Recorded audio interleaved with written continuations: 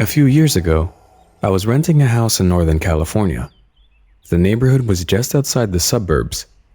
It seemed like the perfect balance of having space and having nice neighbors close enough not to feel isolated. The area had no streetlights, so it was very dark at night, especially if there were clouds blocking the moonlight. It didn't bother me though. It made my little house feel even more quaint on dark nights. I got home from work one day in midwinter. It was a cloudy night, so pulling up to my house, I saw only what my headlights and front porch light illuminated. When I got out of my car, I caught a whiff of cigarette smoke. That was odd, as I had never smelled it before around that house. I didn't see anybody nearby, so I ignored it and went inside. I had just got off a shift with a few hours of overtime, so felt pretty tired. Even though it wasn't even 7 yet, I decided to take a shower and call it a night. I woke up sometime later, sure that I had heard a noise inside my house. I wasn't worried right away because my friend would sometimes stop by to use my shower after work on his way to his night classes. I even gave him a spare key, so he could stop by even if I wasn't home. He would always text me to let me know beforehand though, and I hadn't heard my phone go off. So, I reached over to my bedside table and picked up my cell phone to see if my friend had sent me a text. The bright light from my phone's screen and number pad blinded me. These were the days before phones had a light sensor that would dim the screen in the dark, and this particular phone was so bright I could use it as a flashlight. Through squinted eyes, I could make out that it was 9-something, but I couldn't tell if I had an unread text or not.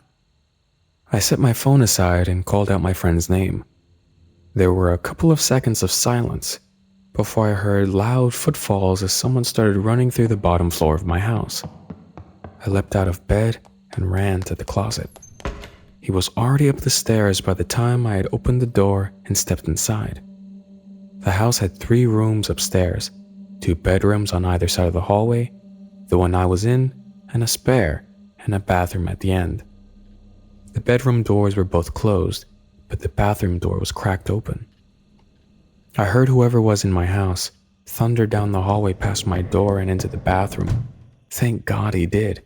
That gave me enough time to open the attic access in the ceiling of my closet and hoist myself up. I had just started to lift myself up when the person ran back out of the bathroom. My feet were barely inside of the attic when my bedroom door burst open. I heard footsteps run into my room and stop. When he didn't see me in that room, he ran back to the hallway and into the other room, which had just boxes stacked in a corner, some weights, and a table where I painted my miniature models. I guess he decided that if someone were hiding, it would be in the bedroom because he charged back into my room and turned on the light. A moment later, the closet door was ripped open. I was crouched in my attic just a foot or so away from the access, so I could try to stop him if he started to climb up. From my vantage point, all I could see was from about his knee down, and he was wearing dirty blue jeans with frayed cuffs and worn work boots. After a few seconds of looking in the closet, he stepped away, and I heard a loud crash come from my room, followed by a scream of frustration and anger. That scream was the most unnerving part of the incident for me. It reminded me far too much of my stepfather, who would scream in a similar way when he lost his temper. He would eventually be put in a mental hospital for several mental disorders that resulted in erratic and violent tendencies. The man in my house ran back down the stairs. I heard crashes and clatters as things were thrown around and furniture was knocked over. I stayed crouched in the attic. I had left my cell phone when I ran for the closet, and I wasn't certain I could climb down without him hearing. After some time, the noises stopped. I started counting slowly. When I reached 1,000, I decided it was safe enough to climb down and call the police. The first thing I noticed when I exited the closet was the intruder had flipped my bed over. I assumed in an attempt to find me. That was the loud noise I had heard after he had stepped away from the closet. I couldn't find my cell phone, so I went to the landline by the bed and called the police. I waited in my room until I heard them call out from downstairs. The floor was a mess, but I had expected that. Chairs had been knocked over, The sofa had been flipped. All the books, pictures, and knickknacks I had on my shelves were strewn across the floor. The cupboards in the kitchen had been opened and all the boxed and canned food had been thrown to the ground. As far as I could tell though, the only thing missing was a single knife out of the wooden block in my kitchen. The police checked my house from top to bottom. They found that the side door had been forced open by something like a crowbar.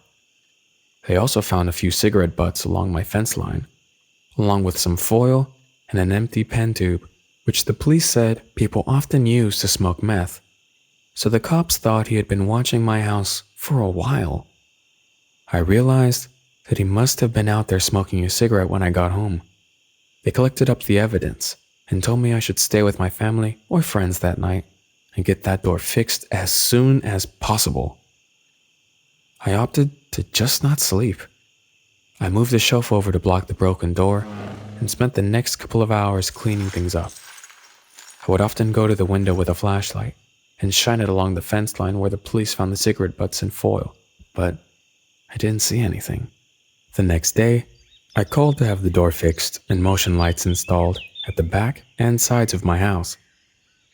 I ran a phone cable up into the attic and added a landline as I never wanted to be stuck up there without a phone again.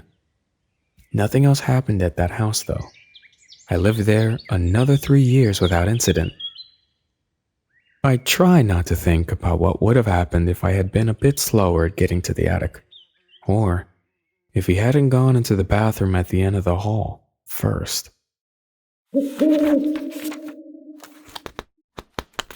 I was 21, recently became a police officer, and was also recently dumped. So my friends suggested Tinder. As a 21-year-old and a new cop, I had the I'm invincible and I can take on anyone mentality. I matched with a very good-looking, out-of-my-league female. We chatted and eventually set up a date to meet. She said she had a great open field to look at stars and hang out, and we could meet up at her house. So the night came. I was excited, and she seemed to be excited when I picked her up. She guided me to the field, and it looked nice. Open space, woods, deer, and other wildlife. In the field, I noticed really dim headlights in the distance. Then, the van started driving towards us and pulled up in front of us, almost close enough to block me from going forward. I told her to stay in the car and I'll go say hi.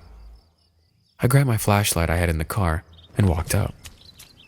In the front driver's side of the van, there was a decently sized man. I asked him what's going on and if he could back his car up a little bit. He was very polite, said he was the owner of the property, and said he didn't mean to scare us. He told me he's been having trouble with poachers on his property and just wanted to make sure we weren't going to be shooting at anything. I assured him we only came out to look at the stars and wildlife. He was perfectly okay with that, told me to have a nice date, and drove away. After that, the girl was texting non-stop. Around an hour later, I saw headlights coming towards us again, this time at a really fast pace. We hopped in the car and I moved it to a more defensive position. The same man came close enough to almost hit my car. She hopped out of the car at that point and ran towards the guy. As soon as I realized the situation, I knew I was in trouble. I got out and gave them commands to back up and get on the ground. Neither of them complied. Obviously, he then proceeded to charge me and knock me to the ground. Luckily, I was able to get him on his back and get up. I saw my date grab a metal pipe from the van. She told me they had a gun and give them my money and truck and I won't get hurt. Of course, with my I'm invincible mentality, I said, no. She started to cry and said they didn't want to hurt me. He then started to go back towards the car. At that point, I told them I was a cop, drew my concealed firearm, and asked them to lay on the ground. After a moment of shock, they complied. I was able to call 911, tell them my name and badge number. I had both at gunpoint and needed backup immediately. I gave our dispatcher the best directions I could to this field. While I was on the phone, they both fled. Again, stupid new cop young guy mentality. I chased them. I took off after the man, who ran into the woods around the field. I chased him for maybe 30 seconds and then heard 3 loud pops and saw a muzzle flash. My I'm invincible mentality went right out the window. I ran like hell back towards my car and peeled the hell out of there. I went back to the area I picked her up in, called dispatch again, and had officers come to that location. Of course, the first officers to pull up was my sergeant and my field training officer. Of course, they were both completely understanding and didn't give me any trouble about it at all. The most used words were dumb and stupid rookie. I hopped in their car and went towards the field. Luckily, the van was still there. I was told to shut my mouth and only come out if they started getting shot at. They cleared the area and started looking in the van. They found meth right on the center console and searched the car. What scared me the most was when my field training officer and sergeant came back to the patrol car, let me out, and told me to come look in the back of the van. Both of them were pale, looked horrified. I went to the back of the van, where there were several knives, duct tape, lighter fluid, a decent amount of rifle ammunition, handcuffs, and what looked like to be dried blood. In the front seat passenger side, we found an AR-15 style rifle and 2 more handguns. We called for immediate backup and detectives. When they investigated the blood, it turned out it wasn't blood. The plates in the van entirely were reported stolen. Luckily, no one got hurt. And as for me, I will never use online dating again, ever.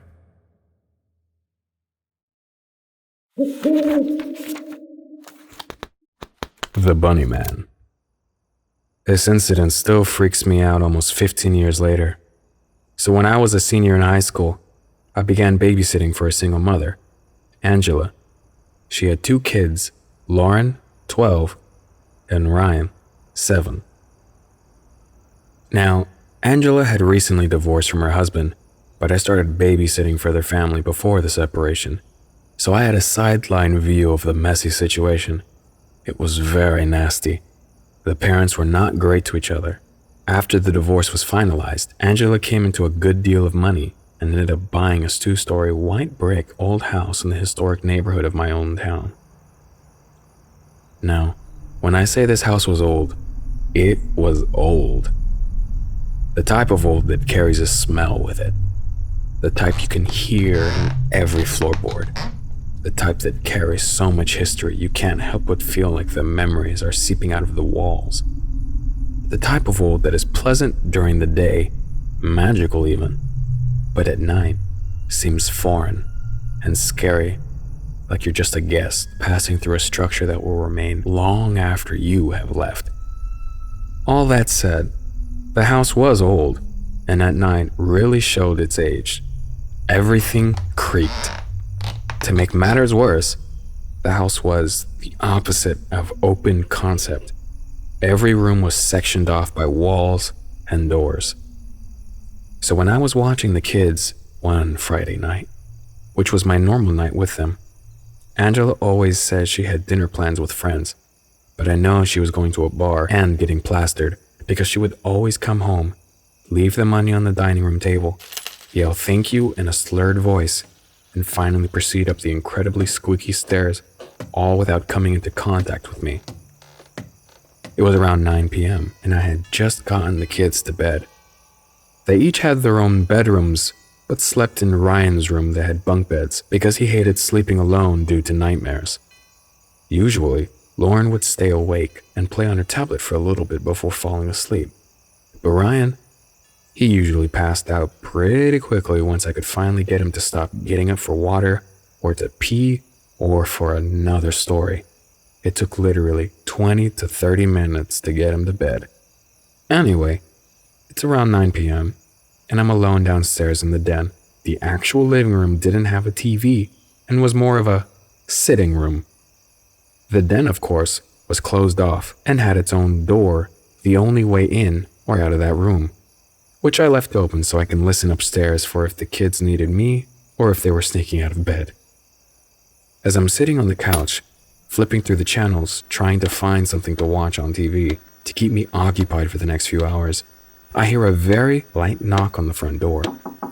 Now I can see the front door from where I'm sitting because it was a straight shot from the den, and the couch was back far enough that all I had to do was lean my head back. I should note here that the only lights on in the house was the upstairs hall light, the den lights, and a small lamp in the kitchen. The only light that allows me to see the front door is what is cast down the staircase. The front door did have 2 slender windows on either side of it, but they had curtains that were drawn, so apart from the solid door and 2 closed curtain windows, I couldn't see outside on the front porch. Maybe it was because the house was so old and I was used to hearing it creak all the time, or because I'm a lock freak and keep all entrances, windows, included to any place I am staying, my own home included, locked tight. I had seen way too many horror movies to ever forget to lock a door, so I didn't go and peek out of one of the windows and simply decided to ignore it, even though it definitely started my adrenaline. So I continue flipping through channels, but at this point, not really paying attention to the TV anymore. Maybe a minute passes, and I hear the knock again, but this time, it's a little louder. Loud enough that I can't pass it off as a house creak, but quiet enough that it wouldn't wake the kids. Now I have no choice but to get off the couch and peek out one of the windows, trying to be sneaky. I crouch down and look out the window from really low. That way, if someone was watching the curtains, hopefully they wouldn't see me chance a quick peek. But when I draw back the curtain, no one was there.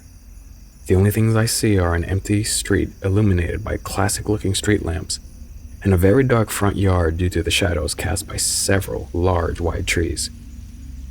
I'm not gonna lie to you, I was pretty freaked out. I'm a high school senior, babysitting 2 kids asleep in bed, in a large old house that already gives me the creeps on its own. I was in the setting of the most perfect horror movie, having too much adrenaline to go back and try to watch TV, but not feeling threatened enough to call Angela or the cops. I opted for sitting on the bottom step of the staircase, right in front of the door, and playing on my phone. I checked the front door lock before going to sit down just in case. Maybe 10 seconds after I had sat down, I hear the knock again. This time, instead of being sneaky, I simply peek out the curtain at eye level, just in time to see someone run behind one of the trees in the front yard. Let me tell you, I actually let out a sigh of relief. Where I grew up, Ding Dong Ditch was a staple for teenagers, and I could handle harmless teenager pranks. Usually, to get the ditchers to stop, you turn on your front porch light. So that's what I did. I laughed a little as I walked back to the couch. I should have reasoned it was just a prank from the beginning, but as I sat on the couch, I hear yet another knock. But this time, it's even louder than the last 2. Now my anxiety has turned to annoyance. I've got 2 sleeping kids upstairs, and if this knocking persists, it could wake them up, leaving me to take the task of getting them back to bed. So up from the couch I go. I pull one of the curtains back, revealing an empty lit front porch, and proceed to flick the porch light on and off, maybe 5 or 6 times, leaving the light on after I'm done. But instead of going back to the couch, I stand there and wait with the curtain open, daring any teenager to try ringing the doorbell one more time. After a few minutes, I feel confident that I've finally gotten them to leave, so I turn the porch light off, close the curtain, and head back to the den. What greets me 5 minutes later is the loudest knocking I have ever heard. It sounded like someone was honestly trying to break the door down. At this point, I don't know what I'm feeling more, anger or fear. I rush to the front door, pull back the curtain, flip on the light, and come face to face with a person wearing a full bunny rabbit costume. Think the Easter bunny, but the costume looks 50 years old and is incredibly dirty. For maybe 20 seconds, I just stand there in utter shock. A creepy bunny costume was the last thing I expected to see. A teenager laughing his head off? Sure. An escaped convict wielding a knife? Sure. A dirty old bunny rabbit costume? Not a chance. The creepiest part, the person was standing completely still, just standing straight ahead at the front door until the person slowly turned their masked head and looked directly at me. That is when I noticed that the mesh eyes that are usually on costumes like this to allow the person inside some vision have been completely cut out. So I'm actually looking right into the eyes of the person hiding inside. This is what triggers my fight or flight. Not because there was a creep rabbit stranger on the front porch, but because those eyes looked so empty. I felt like I might be swallowed up if I stared into them for too long. I jumped back from the window, pulled the cell phone from my back pocket and dialed 911, still keeping my eyes on the bunny man, but further away from the window. 911, please state your emergency. There's a man on my porch in a creepy bunny costume, and he's been knocking on the door for a little over 10 minutes. Okay, ma'am. Is he still on the porch? Yes. He's staring at me through the window. Can you send someone here, please? Fast. I'm babysitting 2 kids. All right. Can you give me your name and address? We will get someone en route. How fast can they be here? Something is really off. We have officers in the nearby area. They should be there shortly. Just stay on the phone with me until they arrive, okay? Okay. Before either of us have a chance to say anything else, I feel a tug on my shirt, which sent a shiver down my spine. I had been so focused on the phone call and keeping an eye on the bunny man, I didn't hear the kids come down the stairs. When I spin around to look at them, the kids peer around me and see the bunny man, and both promptly let out a blood-curdling scream. This then triggers the bunny man, who begins banging wildly on the front door again. At the sight of his raging on the front door and 2 terrified kids, I keep the phone in my hand, but pull it away from here and wrap the 2 kids in my arms before quickly rushing them into the den and closing the door behind us. Even through the closed den door, we can still hear the banging. Lauren and Ryan are both crying at this point and refusing to let go of my waist. Will someone get here soon? He's banging on the door again, and the kids are awake and scared. They're only a few minutes out. Can you and the children try to find a safe place to hide? We're in the den with the door locked. There isn't really a place to hide in here. Okay. Keep the door locked and sit tight. Officers will be there shortly. Can you still hear him outside? Yes. It's really loud. I'm scared he is going to break the door down. Okay. Officers are a minute out. Can you describe the costume this person is wearing? He's in a white old-looking bunny costume. It looks really dirty, and the eyes are cut out. Are you sure this is a male? But before I can respond, the banging at the front door stops. The banging stopped. The banging stopped? Yes. It's quiet. Okay. Just stay where you are. Officers are in your neighborhood. Like we were going to move from our spot. Ma'am, officers have arrived at the scene. Don't exit the room you're in until police announce themselves.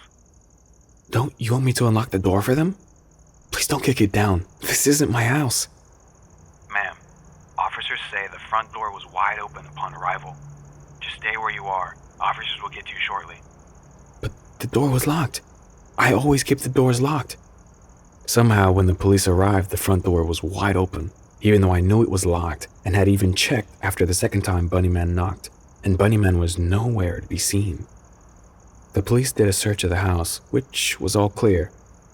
No one was inside except the 3 of us, and they didn't find him around the outside of the house either. They said they would canvass the neighborhood, but I'm not sure if anything came of it. They did leave an officer to wait outside the house until Angela got home. I called her as soon as police got us from that room, and I was able to get off the phone with 911. I think they could see how shaken I was. I refused to babysit for anyone for a long time after that night, maybe a good solid year. And when I did start babysitting again, as it was really easy money, and by the time I started again, I was in college and needed the extra cash. I would jump anytime I heard anything outside after dark. To this day, I don't know if they ever found the bunny man, and I don't know what his intentions were. Maybe it was just to scare the life out of random people, or maybe it was something worse, but either way, that was by far the creepiest thing to have ever happened to me while babysitting, or ever.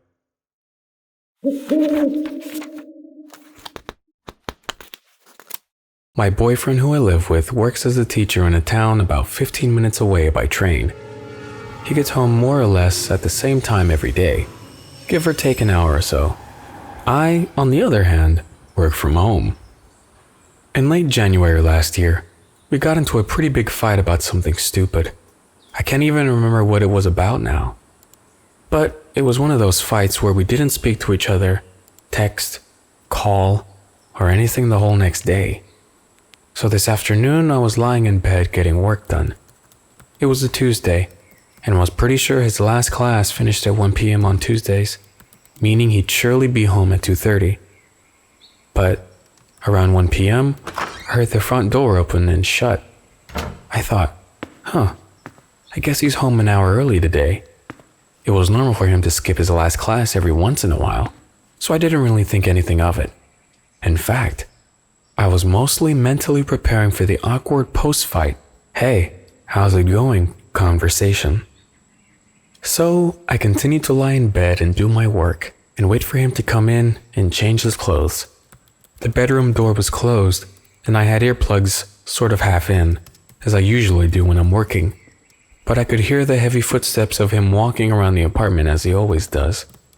If we hadn't been mid-fight, and I wasn't so preoccupied with the awkwardness of it all, I might have noticed it was strange how slow the footsteps were, or how long he spent walking around the living room.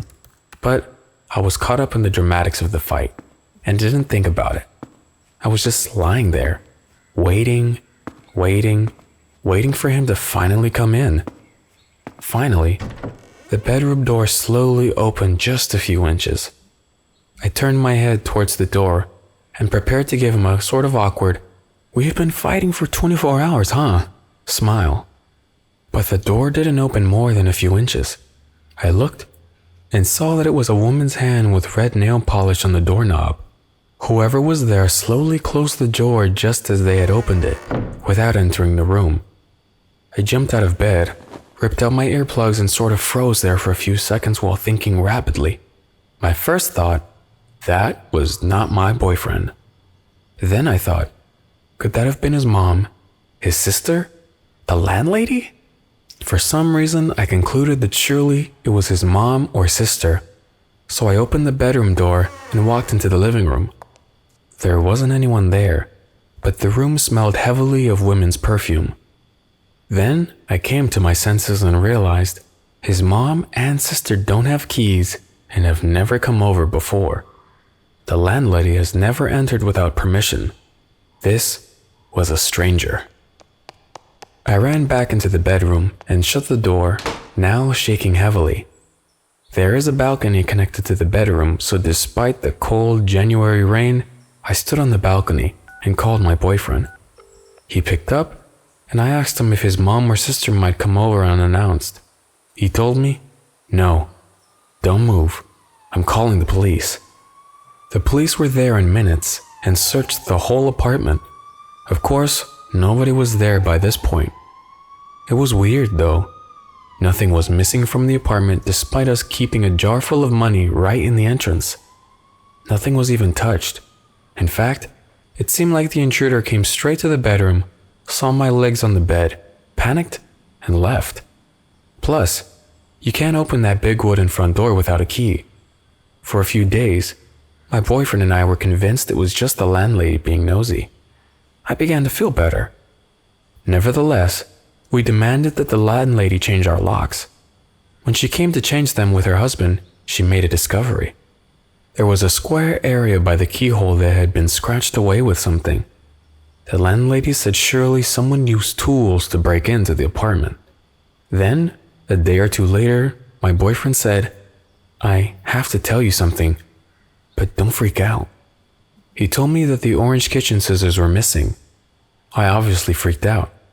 I tore the apartment apart looking for those scissors. It's been 6 months and those scissors are gone. So the whole thing is just creepy and weird. A stranger breaks into a nice apartment but doesn't touch or take anything valuable. Not even the money jar sitting right in the entrance. Takes the scissors from the kitchen, goes straight to the bedroom, sees someone in bed, and immediately leaves. I never got to meet the person who opened the door that day. I hope I never do.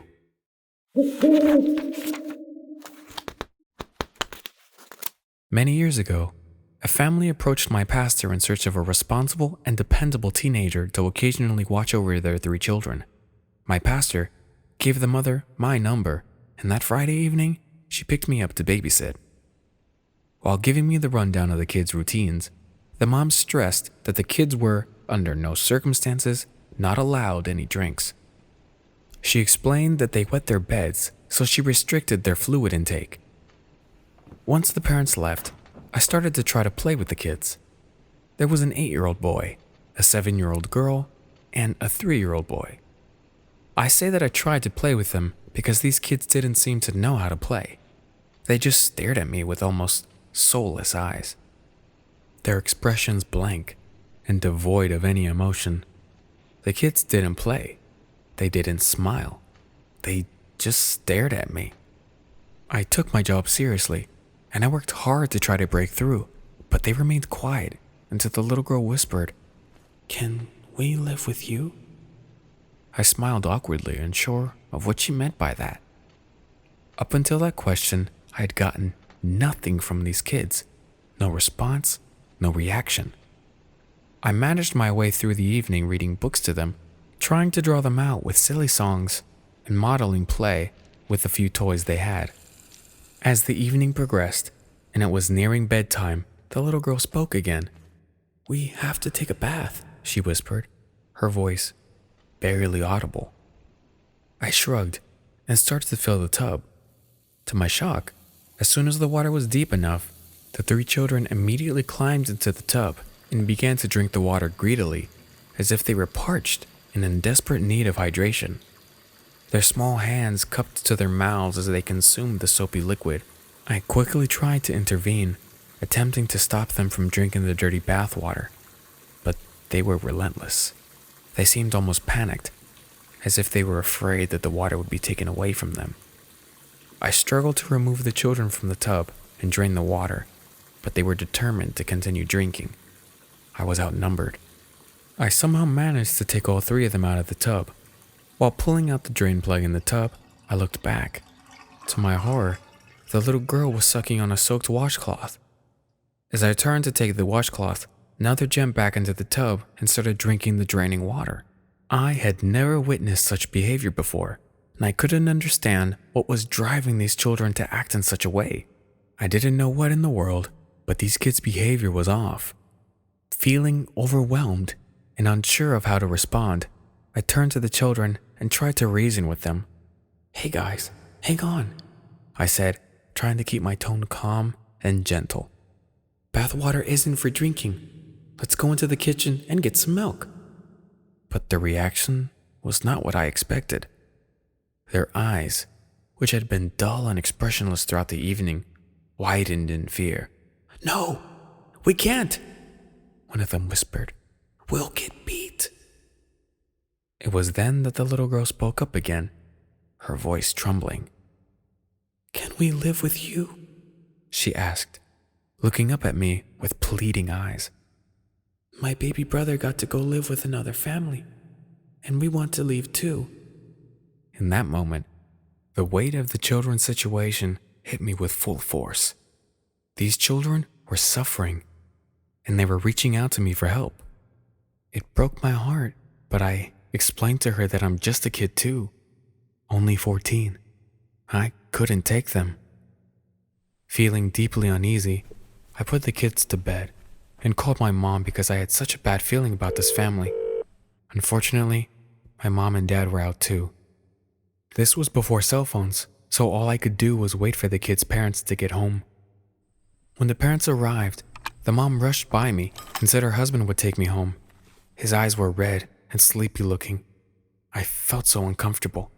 I was grateful that it was a short drive to my house. The next day, my mom said I needed to call and make a report to Child Protective Services. When I called, they thanked me for making the report and told me the family was already in their system and that they'd follow up.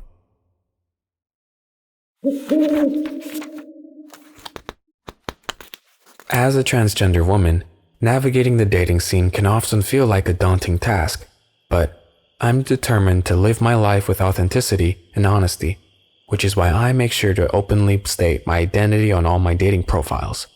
Unfortunately, there's one platform, Plenty of Fish, where I have to be a bit more subtle with my self-disclosure, as they have a strict policy against discussing anything related to sex. Instead, I let potential matches know that I'm a passionate advocate for trans rights. One day, I received a message from a guy who lived about an hour away. At first glance, he seems cute in a quirky sort of way, but there was something about him that made me feel a little uneasy. Nevertheless, I decided to give him a chance, because everyone deserves a fair shot, regardless of their appearance. As we got to talking, I found out that he was a smoker. He explained that he was trying to quit, but sometimes found himself reaching for a cigarette when he was feeling stressed or upset. Despite this, our conversation continued to flow smoothly, and before I knew it, he was asking for my number. In the heat of the moment, I gave it to him without much thought, but made sure to let him know that I was getting ready for my evening classes and might not be able to respond promptly. A few minutes went by, and I heard a text notification. "Hi, it's Mike from Plenty of Fish." Now usually, I send standard quick message, "Hi, it's Allie." So, just to be clear, since my profile might be a little vague, I'm a transgender woman. I know that's not everyone's cup of tea, so if you're not interested, I completely understand. I've noticed that about 20% of the time, this leads to the guy being rude and not interested in pursuing a conversation with me. In these cases, I usually just block them and move on. The remaining 80% of the time, I receive a mix of reactions. Some guys ask inappropriate questions, others send unsolicited explicit pics, and others simply accept my identity and continue with a casual conversation. There are also times when I receive no response at all. But like I said, I was getting ready to go to class, so I hadn't sent the message yet. A few minutes go by, and I'm about to text him my standard response when I get another text. "Who the hell is Benjamin Davis? Why is he paying your cell phone bill?" Me. "Where did you even get that name?" Him. "Answer the question. Who is he?" I texted back, "Well, if you must know, I'm transgender, and that it used to be my name. I was about to tell you when you pulled that stunt. Please do us both a favor and lose my number. That's incredibly invasive, and I don't want to talk to you anymore." He responded by texting my address and asked, "Do you still live here? I'm on my way to pay you a visit so we can discuss this face to face." I lied to him and told him, "No, I moved a few months ago, and I'm getting ready to head out like I said. You need to leave me alone. Don't contact me again." He responded instantly, "Since you have something to hide, I'm going to run a full background check on you. You lied to me, and I don't appreciate that." Now, at this point, I was full out panicking. My heart was racing, and I was close to throwing up. My mind was frantically trying to figure out how to respond, so I threatened him back. "I'm sending screen caps of this conversation, your POF profile, and your photos to my two best friends who work in law enforcement in your town, and my ex-boyfriend, who I'm still on good terms with, who works for the local sheriff's office. Don't text me again." I didn't hear anything else from him for a few weeks. I made sure my doors and windows were locked, and the aforementioned friends and ex would check up on me from time to time. Eventually, it just became one of those weird things that makes you laugh uneasily. It worked, or so I thought. And then, one day, I thought I saw him at the local grocery store. Same dark hair, thick glasses, frames, and just creepy guy staring at me, watching me as I shopped. I texted my ex about it, and as an upswing of things, my ex and I got back together in a casual sort of way, and he stayed the night a few times a month off and on. One night, when I was alone though, I just kept getting this weird feeling and smelling smoke. I lived in a little apartment complex that were 3 separate apartments that shared walls, but no plumbing or air ducts. I don't smoke, and I'm very sensitive to the smell thanks to asthma. The apartment had a wall unit AC, so I turned it off since it was apparently pulling air in from a neighbor's guest who must have been chain smoking, I thought. I had an ACL video due the next morning, So I was up all night practicing and recording the video, signing the same story over and over again until it was almost a dance rather than narration. A couple of times, I had to restart the video because my cat was going nuts. Finally, around 7 a.m., I had the video, finished and sent in, and was ready for bed. So I double-checked all the doors and windows were locked, set an alarm, and went to sleep. I woke up and got ready for school. Was running a bit late and had to hurry out the door, but I noticed something weird, but didn't have the time to stop and register it. Classes went smoothly.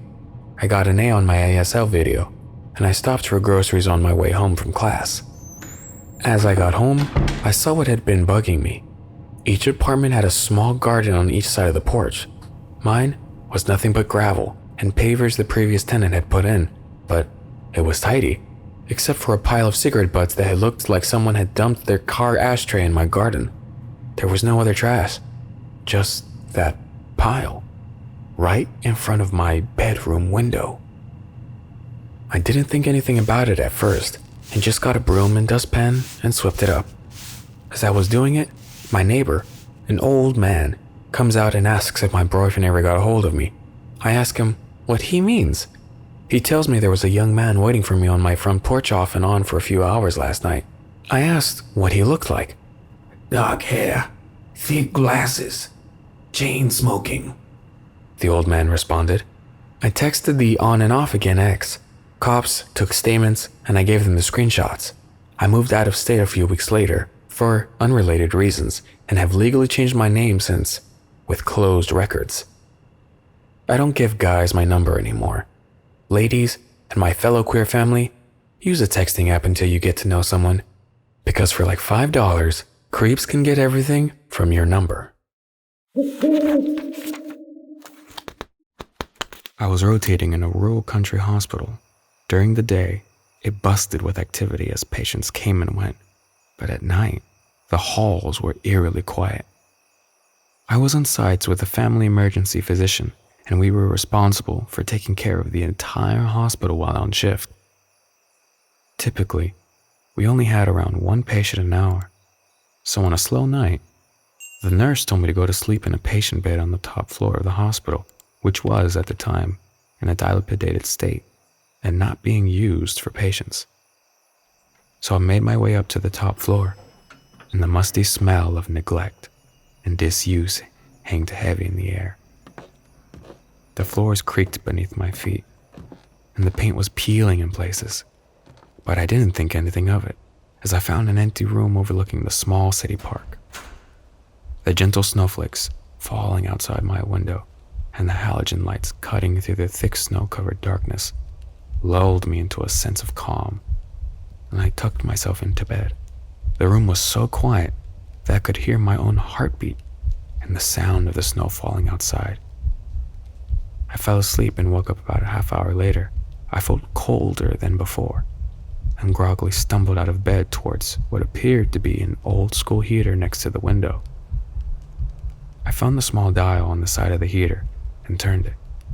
Click, click, click. Only I didn't turn it a third time. The third click was a soft click on the glass window. I felt a chill run down my spine as I heard the clicking sound coming from outside of the window.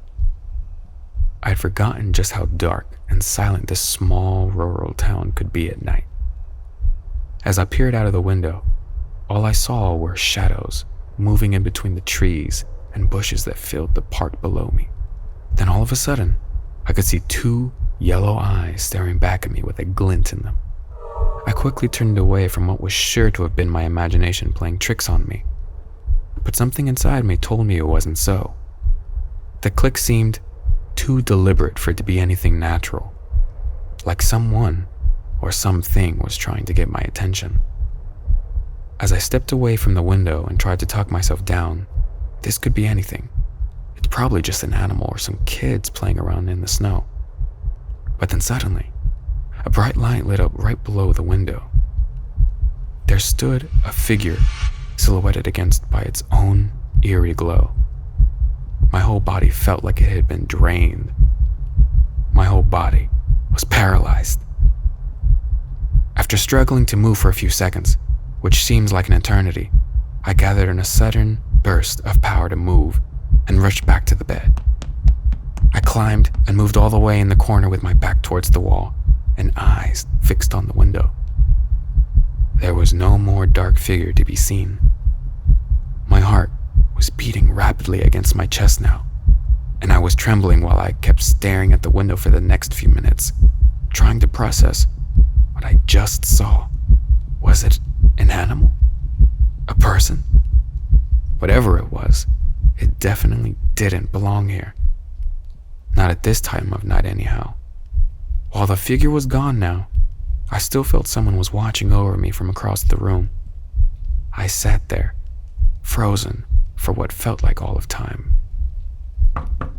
Suddenly, there was a knock on the door. I spun around only to see the ER nurse poke her head in through the door to let me know we had a patient in the ER I needed to see. Gathering some courage, I got off the bed and followed her. I never discussed this with anyone at the hospital, never saw the dark figure again, and I hope I never do.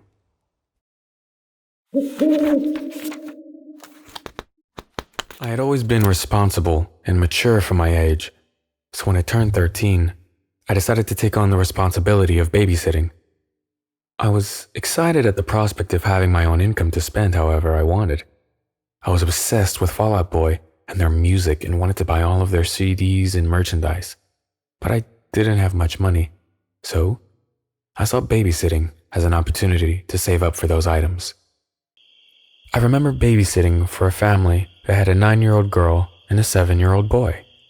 The parents seemed alright, although a bit grumpy. They provided me with a strict schedule and made joking threats about punishing any boys who might come to visit while they were away. As soon as the parents left, the little girl began singing in an airy, high-pitched voice. "We're all alone now." It was a strange moment, and it felt like something out of a horror movie. I know. The little boy chimed in, Let's play rape. which startled me. In retrospect, I understand that the child probably heard the term on TV and knew it was a shocking word and said it just to get a reaction. I totally bought into it at the time, sputtering wide-eyed, and quickly changed the subject, trying to move on from the uncomfortable situation. Taking care of these kids turned out to be quite a challenge. The first hour was especially difficult as they were constantly pushing boundaries and testing my limits. One of the main issues was their insistence on watching the show South Park. I knew their parents would not approve of this, so I had to be firm in my decision not to let them watch it. As soon as I said no, the little girl said casually, Oh, that's fine. We'll just go play PlayStation in the family room. Feel free to watch it out here. The comment caught me off guard and I was unsure how to react. I knew that I had to be firm, but also understanding. I tried to explain to them why they couldn't watch that particular show. I suggested that they could watch any other TV show in the living room while I prepared dinner for them. The parents had left instructions to make them sandwiches, which I thought was something I could handle with ease. However, before I had even taken out the bread, I heard a loud and sudden crash. I immediately knew what had happened. The little girl had broken a glass. I couldn't help but feel frustrated and disappointed, but I knew there was no way to punish her. So I cleaned up the broken glass while these two incredibly weird kids watched with wide eyes as they were observing a strange and fascinating spectacle. After dumping the broken glass in the trash, I returned to the task of making sandwiches for the kids. Being a vegetarian, I had made a simple salad sandwich for myself, while the kids had chicken sandwiches. Just as I was finishing up, the little boy suddenly let out a loud scream, which even for my hypervigilant state as an accountable teenage babysitter, sounded to me like an exaggerated pantomime of pain. Despite my initial skepticism, I quickly rushed over to the couch in the living room where he was sitting to check on him. He was crying out, My ankle! My ankle! and dramatically flopping back into the couch. As I tried to understand what had happened to his ankle, I noticed that the little girl had slipped out of the room. Although I was aware of this, I didn't pay much attention as I was focused on trying to figure out how the little boy had hurt his ankle. He kept repeating, I went to stand, but it hurt too much. I don't know. over and over again. However, as I continued to assess his ankle, I suddenly noticed that his eyes flicked just behind me, where I saw the little girl standing with a disturbing smile on her face. Then all of a sudden, he was miraculously healed. Yeah, praise the Lord. By this point, I couldn't help but think that these kids were not only strange, but also had an excessive desire for attention and probably needed more involvement from their parents. But I was just 13, and the $60 that I would earn for babysitting for 4 hours was all that mattered to me at that very moment. I placed the sandwiches on the dining table for the kids to eat, went to get us some soda, and returned to the dining room. As I poured soda for both of them, I noticed that they hadn't even taken a bite of their sandwiches yet. I asked them what they were waiting for. To my surprise, they both smiled and said, "For you to take a bite of yours." It was a bizarre request, and I couldn't understand why they would want me to take a bite of my sandwich before they even touched theirs. I felt uneasy and unsure of how to respond to this strange request. I picked up my sandwich, but as I was going to take a bite, I started feeling something was not quite right. I am grateful that I followed my intuition and decided to open the top part of the bread of my sandwich, because when I did, I saw glass. Broken glass. Broken glass that I had put in the trash just moments before. I was horrified as I stared at the two little kids sitting across from me, who were now wearing menacing twin grins. I couldn't believe what had just happened, and I lost my cool, shouting, "Are you serious? At the very least, you could have really injured my mouth. What's wrong with you two?" Instead of crying, apologizing, or even pretending to be ashamed or confused, these two kids began laughing. It wasn't typical childlike laughter. It was low, sinister, and threatening. It was a laughter that I had never heard from children before, and it sent shivers down my spine. I couldn't shake off the feeling that these kids were too young to be laughing in such a way. I was so shaken that I called my older sister, who was 17 at the time, and I cried to her about what had happened. She came to take over for me, and we left the house feeling uneasy and chilled. I never babysat for those two children again. What I couldn't understand was the level of planning and intentionality that went into putting the broken glass in my sandwich, and the completely remorseless way in which they responded to my reaction. They were unlike any children that I'd ever met before, and I couldn't help but feel disturbed by their behavior.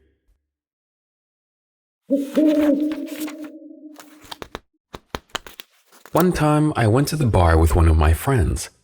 I had just turned 21, so I hadn't been to many bars up to that point. My friend was drinking on the way to the bar, so he was already pretty drunk when we got there. When I sat at the bar, a cute girl came and started talking to me and my friend. She said her name was Candace, and I noticed she had really bright red hair. I assumed she dyed it. It was pretty, but unnatural. Anyways, the girl was flirting with me and my friend. She could tell my friend was already very drunk. To be honest, I played along like I was drunk already too, since it seemed to be working for my friend. I didn't know if she was just trying to get free drinks, so I told her we didn't have much money. She offered to buy us drinks. She kept buying us drinks, and I started to get confused as to who she liked between me and my friend. After some time, my friend went to the bathroom. Before he could come back, he was kicked out by the bouncers as he was too drunk. So Candace and I went outside with him. She kept telling him to go home with her. He was so out of it that he could barely answer her. I told her he was too drunk and that I couldn't let him go anywhere. I didn't want him to wake up hungover in some random house with no car and no idea what happened. Candace kept pushing it, saying that she would take care of him, but I told her no because I had to stay with him. I was more sober than him, and he was my responsibility. I told her the only way he was going anywhere was if I tagged along. I assumed she thought that I was jealous or cock-blocking, but my friend could barely stand and lost interest in Candace already at that point. She immediately started flirting with me and offered to get my friend a taxi to drive him home, and said we could go to her place alone. At this point, I had a few drinks, and I was pretty buzzed, so I agreed. We took my friend to the taxi and then walked to her car. I slightly stumbled on the way to her car. "Wow, you're pretty drunk, huh?" she said, smiling as she held onto my arm. "Yeah," I said. I don't know why, but I just felt slightly shy and anxious. Everything was just happening too easy for me, so I felt a bit uneasy. We got into her car and drove down the street. "Want to stop at the liquor store and get some more to drink? I'll buy it, so don't worry about paying," she offered. I didn't want to drink any more than I already did. I was already buzzed and wanted to be able to carry myself throughout the rest of the night. Sometimes, I make myself look stupid when I'm drunk, so I didn't want to ruin anything with Candace more than I already did earlier by telling her my friend was too drunk. I told her I was already drunk enough, but she insisted. I didn't want to seem lame, so I told her to get me a pint of liquor with some apple juice to chase it. She went in the store and came out with a lot more than just a pint. I assumed she wanted to drink more also, and that's why she got a fifth instead of a pint. During the car ride, we passed the bottle back and forth, but she took tiny sips. I tried to take tiny sips, but she kept passing me the bottle and telling me to drink. I somehow managed to drink all of my apple juice and pretended to drink the bottle, but spitting the liquor in the apple juice bottle. A few minutes later, I tossed the apple juice bottle full of liquor out the window before she saw it. I didn't want her to know that I was acting drunker than I was. She actually believed I was sloppy drunk when I was simply buzzed. I took a couple more sips of liquor and finished the bottle. Throughout the car ride, I called her the wrong name a couple of times to get a reaction out of her. She didn't react to it. She just kept letting me call her Carla without correcting me. For some reason, I thought she lied to me about her name initially. We drove up to her house, and I pretended to trip and stumble into her front door. She helped me walk inside by holding me up. She opened her front door, which was unlocked. We walked in her house, she closed her front door, and then locked it. I thought that was strange, but assumed she didn't want anyone walking in on us. I told her that I had to use the bathroom, and walked into her bathroom, locked the door, and looked in the mirror. I just felt strange, and felt like something was off. I felt myself becoming more drunk from finishing the bottle earlier. I turned on the sink to make noise, and then made myself puke up the liquor I drank. I flushed and went to the sink and started drinking the tap water out of my hands to sober up. I just didn't want to be drunk, but I still wanted to hook up with Candace, so I wanted to pretend to be drunk. When I turned the sink off, I heard her talking to someone. "He's drunk as hell. He can barely stand up. You do it." Who was she talking to? And do what? I walked out of the bathroom and into the living room. The moment I stepped into the living room, I saw her walking into another room. All I could see was the back of her head, that strange, very bright red hair go into another room. Couldn't see her face or anything. Just saw her kind of walk fast into the room. The living room was pretty dark. "Hey, where are you going?" I slurred, like I was drunk. She walked back into the dark living room and up to me. "Let's go in my room," she said. I looked at her bright red hair and then into her eyes. They were different, and her face was different. It was another girl. Another girl with the same hair. That's when I realized. It was another girl with the same wig on. It was a wig the whole time. She had changed it, with the girl from earlier for whatever reason. My heart felt like it stopped, but I tried to look like I had no idea. It was a different girl. Kind of smiled at her and told her, just needed to use the bathroom one more time, and told her sorry I was so drunk. She said, "It's fine. Just hurry up in there." I stumbled back into the bathroom and locked the door. I heard her whisper something to someone again. This time I think I heard a male voice whisper back. Honestly, I didn't concentrate on listening to exactly what she said. Something sketchy was going on, and I had to get out of that house. I opened the bathroom window and jumped straight out of it and ran faster than I have ever ran in my life. I didn't look behind myself or anything. Just ran through the backyard, jumped the fence, ran through someone else's backyard, hit a road, and ran toward the main road. I kept running down the main road until I saw a 24-hour convenience store. I ran into the store and stood straight at the front of the store in front of the camera. I called a taxi and went home. The next day after this incident, I went back to the house with a couple of friends to see just what was going on. Nobody was there. No cars, no people, nothing. Just an empty house. I ended up finding out that the house was a summer rental, and whoever those people were, they broke into that house and used it for only that night and never came back. I try to think what happened that night. What was she, or they, planning that night? Why did she tell me a fake name? Why was she trying to get my friend and I so drunk? I thought maybe a robbery, but she kept spending money on us. She kept buying us drinks and even paid for my friend's taxi. And mostly, why did she wear a wig that she gave to another girl to wear? Who was she talking to? What did it mean? And what was in that room they tried to lure me into? As a night shift nurse for the past 7 years, I have seen my fair share of strange occurrences in the 3 different nursing homes and hospitals I've worked in. I've encountered numerous inexplicable events. I'm sharing a couple of these incidents with you today, as they continue to haunt me, and I'm unable to forget them. Whether these were ghostly encounters or something else entirely, I'll let you be the judge. One night, I came on shift about 9 p.m. I passed the residents' dining room on the way to my locker and saw one of the long-time residents sitting there. To be honest, I didn't even stop to think why anyone was there that late, or how did he get there, or what's he doing there. I didn't stop to chat or even say hi. I just flashed him a quick smile of acknowledgement as I was late for handover and looked over to make sure he didn't need any help. He smiled back and waved as I carried on to the handover, just making a mental note to have one of the staff see him back to his room member and make sure he was okay. And of course, you already know what I'm about to say. The man had very unexpectedly passed away that day. So I tell myself maybe it was someone else I saw. Some of the residents looked similar and the lights were dimmed. Maybe I imagined it, and it was just a shadow. But the more I thought about it, the more I knew it was him.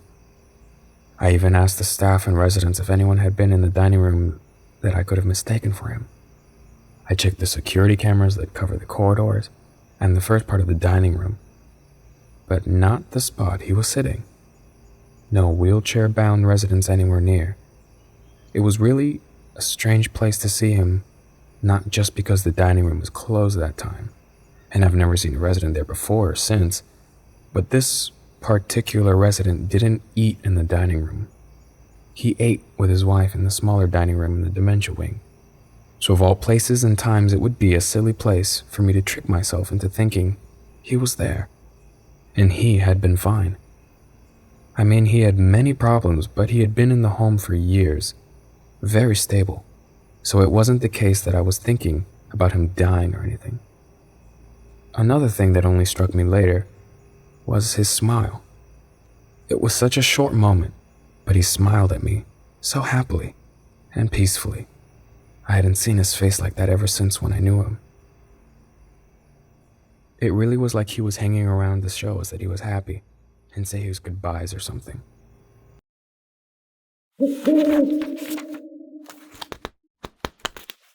On another night, the eerie sound of buzzers ringing echoed through the halls multiple times in the early morning hours.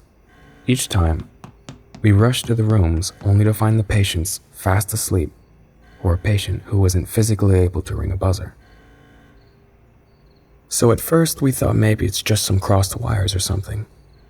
Then the motion sensors kept going off. Some residents have them, so the staff knows when the person is getting out of bed, and the staff can attend to help them to and from the toilet or whatever, and prevent falls. So we attend there, and the person is asleep too.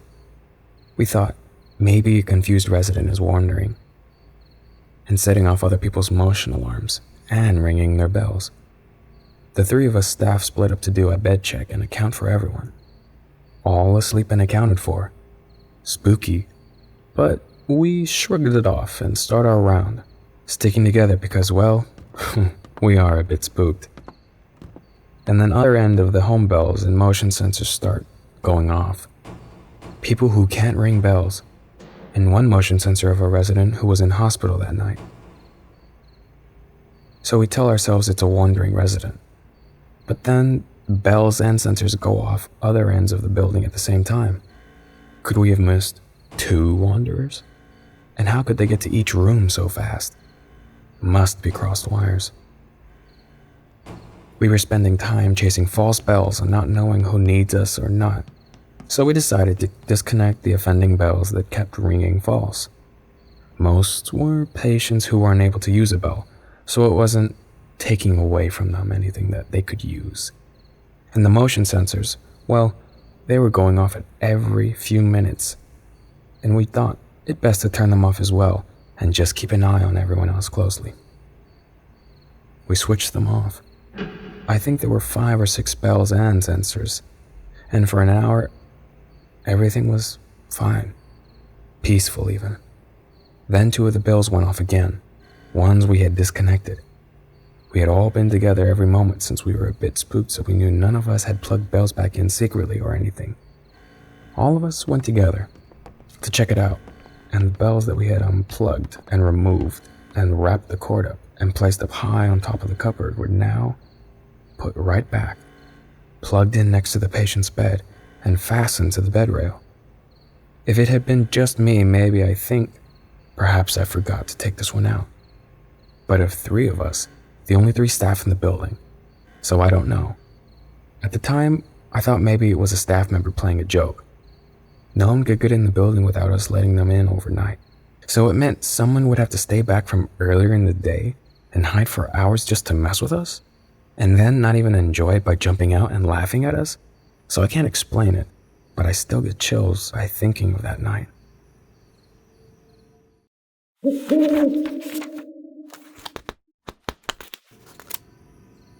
The other thing was another night. My colleague and I started our rounds in the dementia wing. The first patient we attended, an old lady, muttered something strange in her sleep. "Leave me alone. I'm sick of you people waking me up and asking me if I'm okay," she grumbled. We hadn't woken her up. We attended to her motion sensor and hadn't spoken to her at all that night. We assumed she had some confusion, so it wasn't that big of a deal. The bedbound man we attended next was usually a cheerful patient, but tonight he grumbled, "I'm sick of you girls. You just come in here asking if I was okay." It was strange, but we figured maybe he had overheard the first lady. But it wasn't until the next patient, a clear-minded individual on the opposite end of the ward, spoke up. "Why does that lady in the white dress keep opening my door and asking if I'm okay?" he exclaimed. My mind raced, trying to make sense of the strange occurrences. Had some staff member snuck in and was playing pranks on the patients? But the idea seemed preposterous, as if anyone would sneak in to turn patients and take them to the bathroom in an aged care home in the middle of the night. But what was even more strange was that 14 residents that night all reported a lady in a white dress waking them up and asking if they were okay. It was a mystery that left me feeling uneasy and definitely on edge. As I said in the beginning, I have encountered numerous inexplicable events in the last 7 years. I have caught glimpses of movement out of the corner of my eye, and every time I turned to look, I was convinced one of my colleagues were standing there. But as I focused my gaze, I realized they were at the other end of the building. That spooked me, but then I think maybe it's the light playing tricks. I tried to rationalize it as the light playing tricks on my eyes. But many times I felt like I wasn't alone. I never felt threatened, though. Someone once told me, The only people who should fear ghosts in an aged care are those who abuse patients. And I have to say, even though I was a bit spooked at the thought of someone or some spirit being in the building, which was supposed to be locked and secure, I never felt threatened. I always felt it was someone like the man I saw just saying bye, or some kind of nurse figure checking on patients. I've never felt it was a bad kind of thing, and still, I guess it spooked me. But I've always felt that the deceased people in the home were at peace, especially the ones who suffered a lot when they were alive. The places I worked were very, very respectful of the patients before and after they passed. We were to wash them and dress them and speak to them as if they were alive.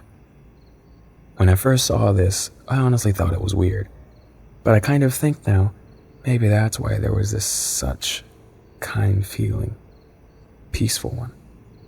I thought it would be kind of awkward to talk to a deceased person as if they were alive, but the first time it came very naturally, and whether I am open to ghosts or whatever else, there was a definite presence of a soul or something after the patients had passed, and it wasn't hard to talk to them at all. So I can't explain the things I saw or heard or felt, and I can't tell you one way or the other if it was ghosts or my imagination or faulty bells or someone playing a joke. But I definitely have felt the presence of residents after they have passed, something that lingers after the body has stopped functioning. And again, that's maybe in my head, but to me, I felt that very strongly.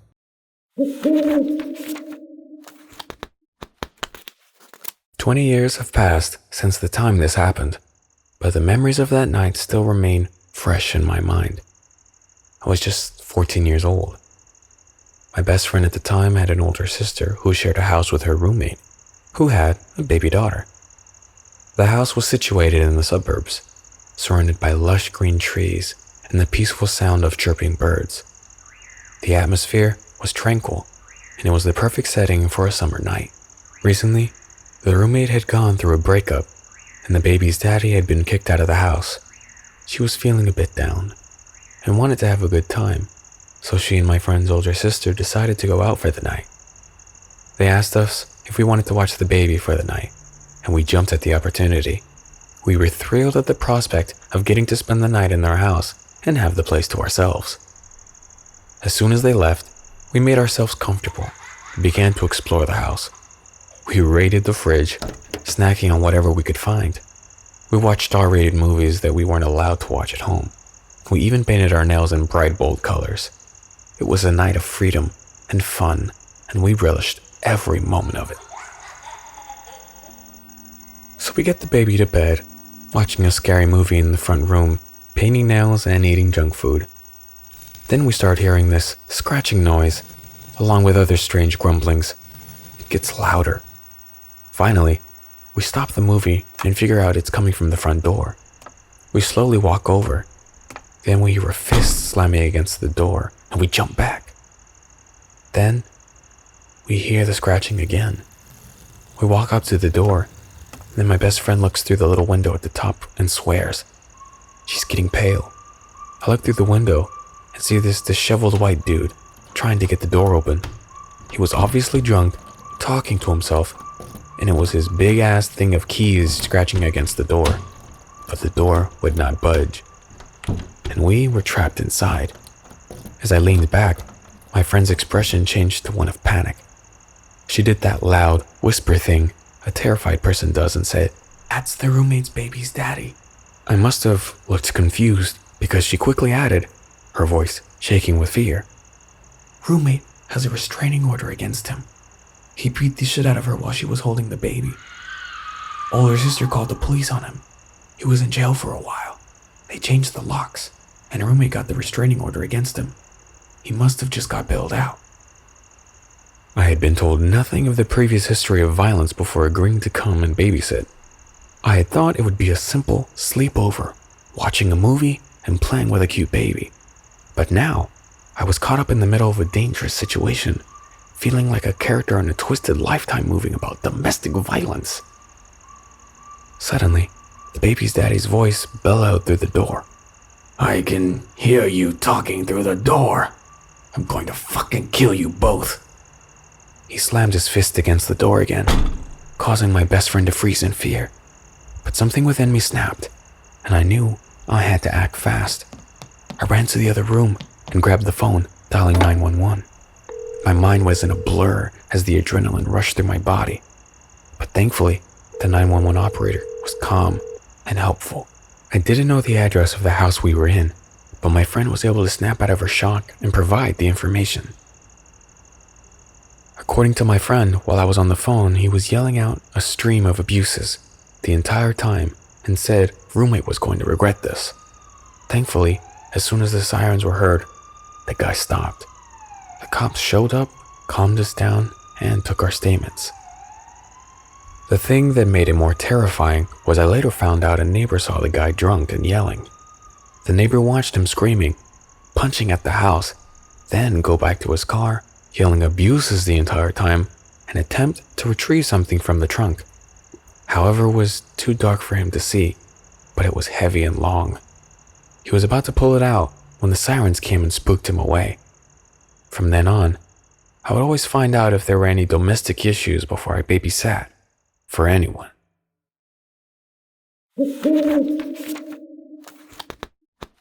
"2016 was a transformative year for me.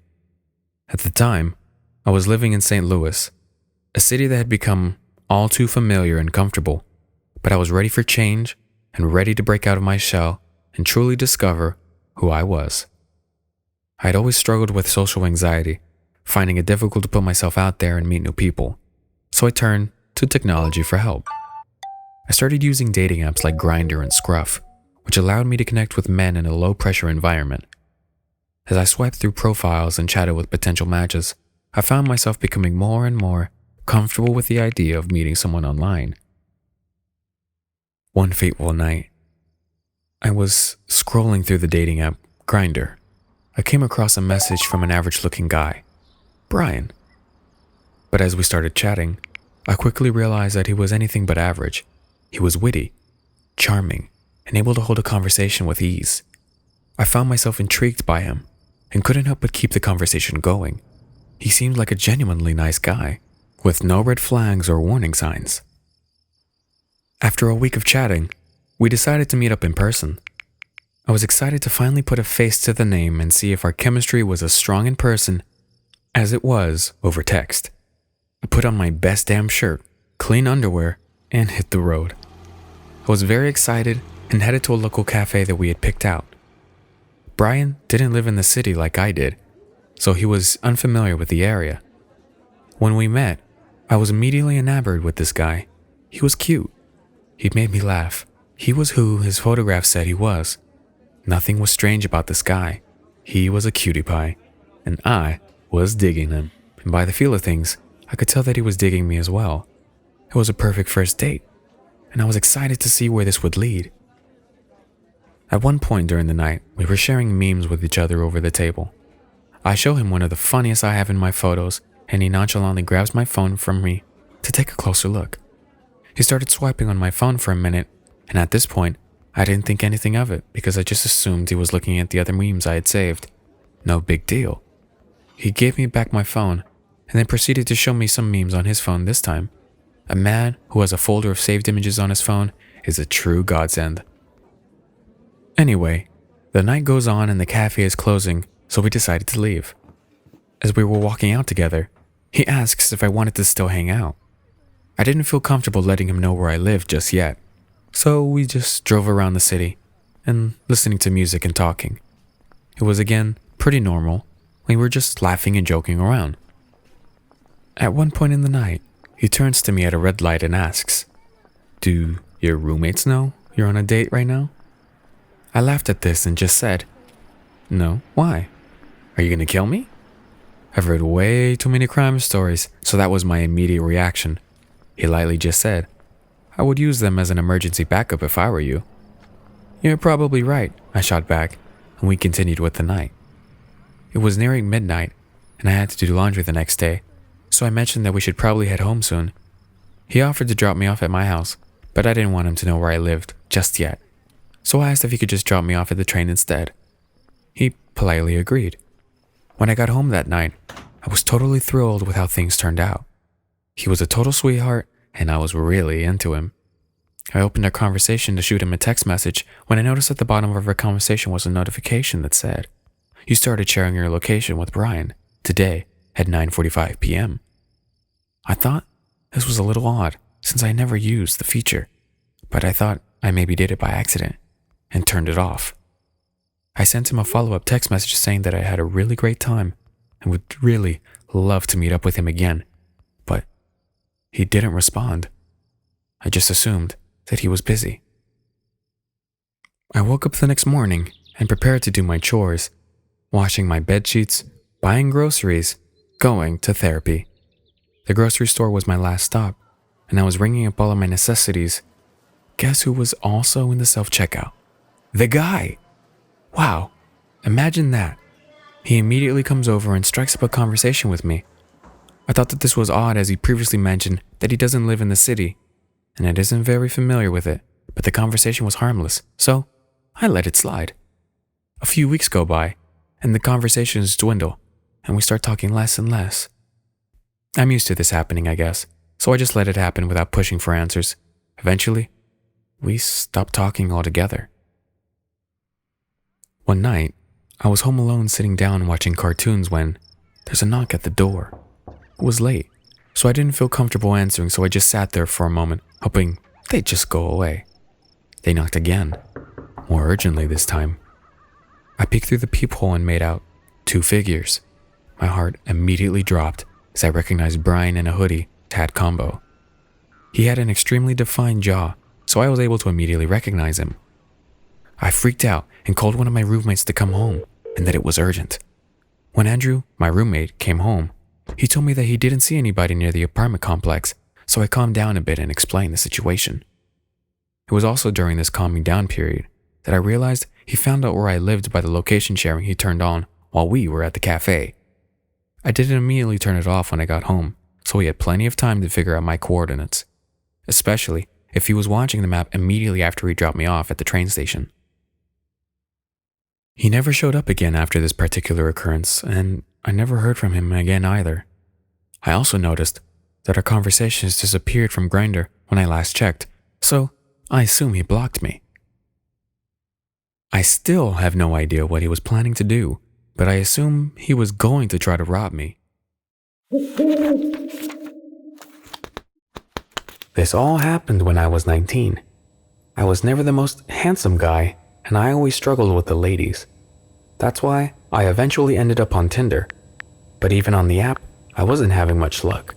That was until I received a message from a blonde woman named Ella.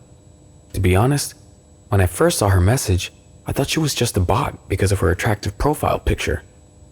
But then, 3 days later, she messaged me again, which was odd because bots usually don't follow up with more than one message. So, I decided to take a closer look at her profile, and to my surprise, it was a real person. While her profile was pretty standard, it definitely wasn't the typical generic profile that you would expect from a bot. I was intrigued, and I replied to her message.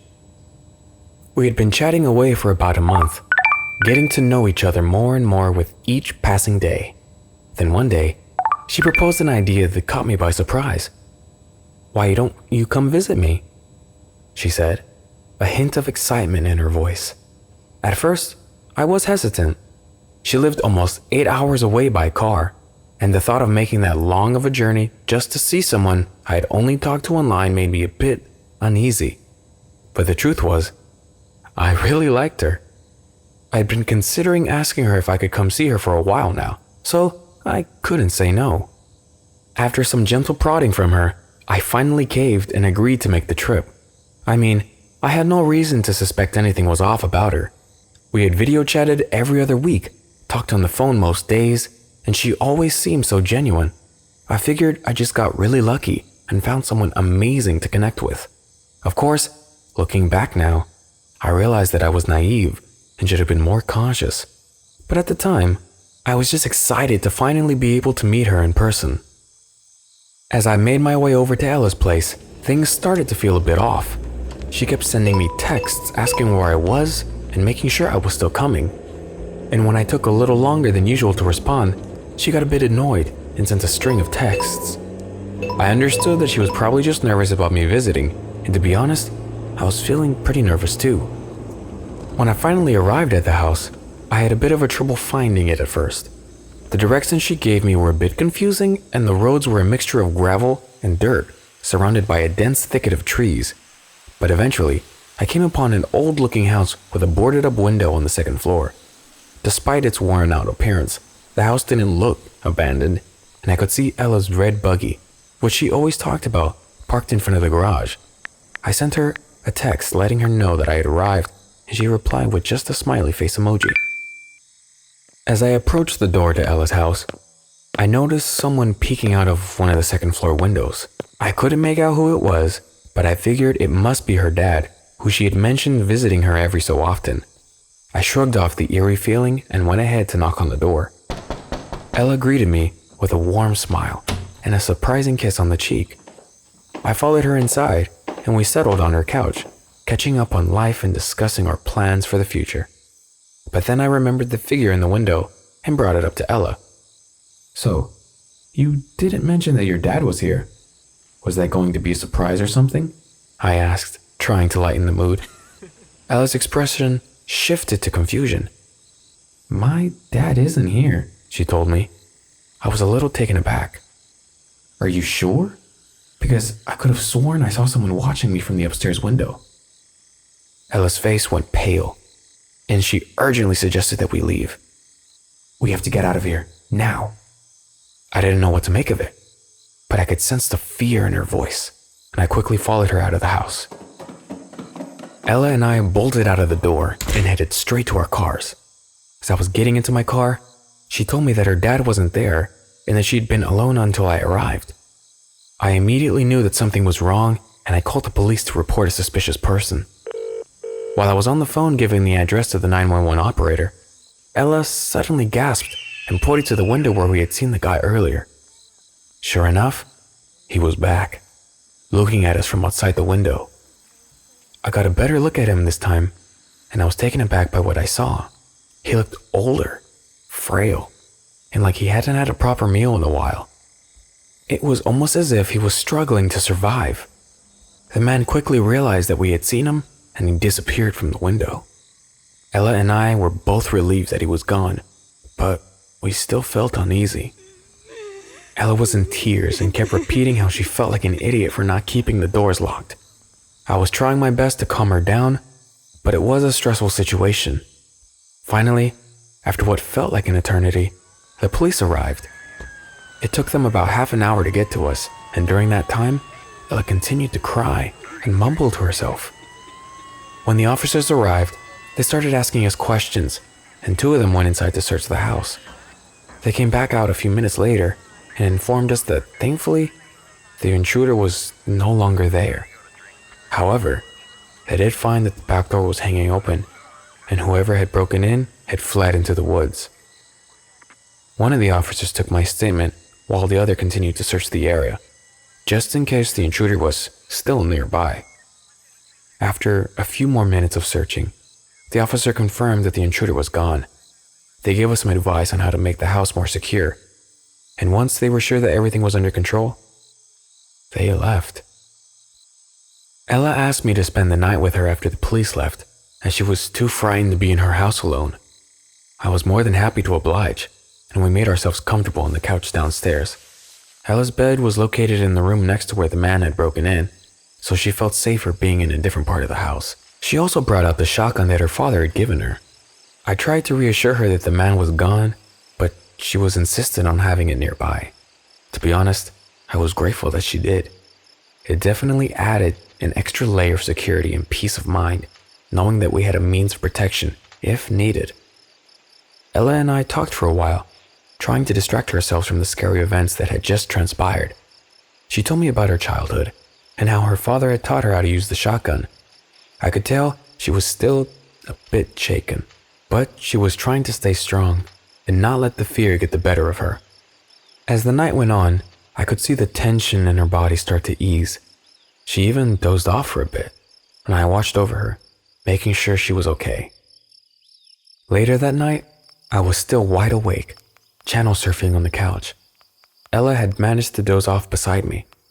Suddenly, I heard the sound of the kitchen doorknob turning, jolting me out of my daze. I wasn't scared, but I was definitely pissed. I quickly grabbed the gun we kept by the door and flipped on the kitchen light. As soon as I aimed the gun at the door, I saw the figure of the man who had broken into our home before. He looked completely taken aback, and I was grateful that we had remembered to lock the door this time. He stood frozen for a moment before quickly turning and running back into the woods. I woke Ella up and told her what had happened and called the police yet again. When they arrived, they did a sweep of the woods and found no one yet again. They told Ella and I that it'd probably be a good idea to stay somewhere else for the night. Me and Ella said our goodbyes. She was going to stay at her friend's house, and I was going home. I left a little after Ella did. I was on the phone with my brother telling him about what had happened. My headlights were on. As I was walking, something caught my eye. That same man was standing at the corner of the house, just watching me. I gunned it out of there and didn't even bother calling the police again. But I did text Ella, and she said she was going to call them again. I don't think Ella ever even went back to that house alone. We never found out who he was or what he wanted, but it was a chilling reminder that you can never be too careful.